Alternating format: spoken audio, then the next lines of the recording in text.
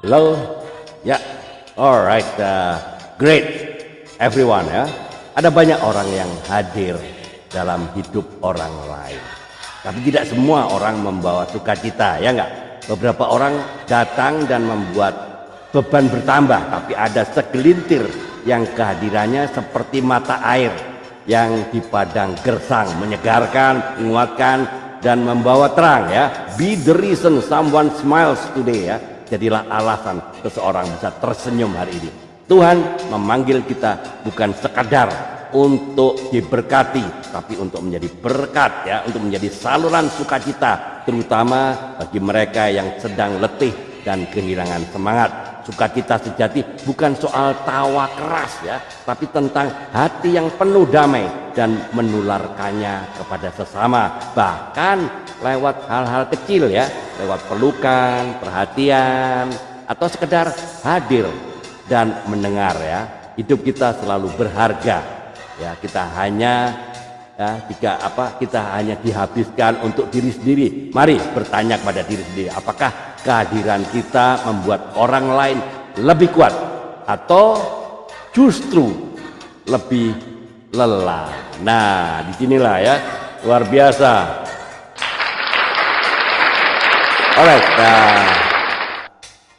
menjadi sumber sukacita bagi orang lain ya.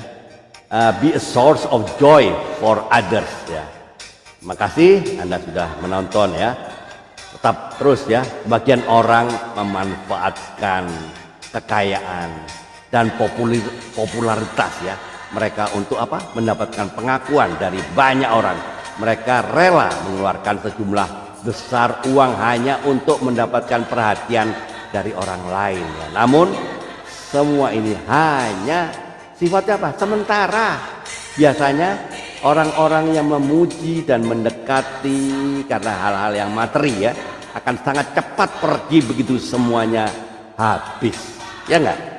Hari ini sekarang ini mari kita belajar tentang menjadi orang yang disenangi, bukan karena kekayaan materi yang kita miliki, tapi karena nilai-nilai kebenaran yang tercermin dalam kehidupan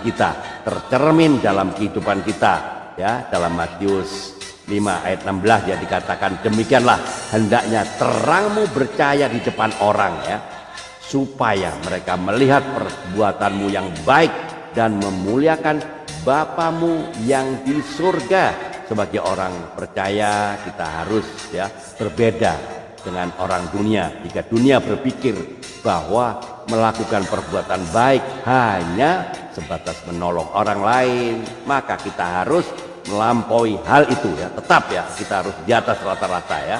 Kehadiran kita harus menjadi berkat dan sumber sukacita bagi orang lain. Kita harus mengasihi mereka yang menolak kita dan memberikan dukungan kepada mereka yang membutuhkan pertolongan. Alright, keren ya, luar biasa. Ya, percayalah, orang-orang sekitar akan merindukan kehadiran kita karena tindakan yang kita lakukan dan kata-kata yang membangun kita sampaikan itu adalah identitas kita, karena kita mau menjadi seperti Kristus. Keren ya, oke. Kristus siapa? Yang datang ke dunia untuk membawa sukacita bagi semua orang.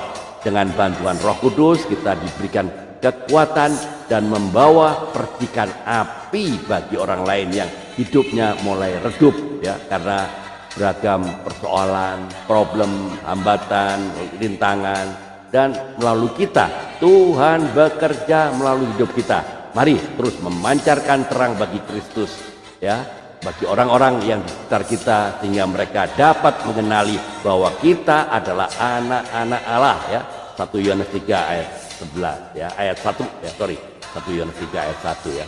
Minta pertolongan Roh Kudus setiap hari supaya kita dimampukan menjadi berkat bagi sesama. Tetap semangat, tiada hari tanpa memberitakan kebenaran firman Tuhan, tiada hari tanpa bersaksi tentang Kristus, tiada hari tanpa memenangkan jiwa.